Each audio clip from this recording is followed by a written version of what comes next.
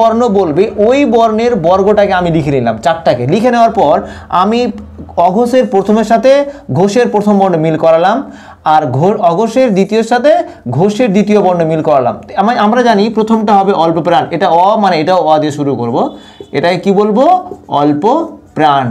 আর এটা যদি অল্প প্রাণ হয় তাহলে এই ঘরটার নাম কি মহাপ্রাণ।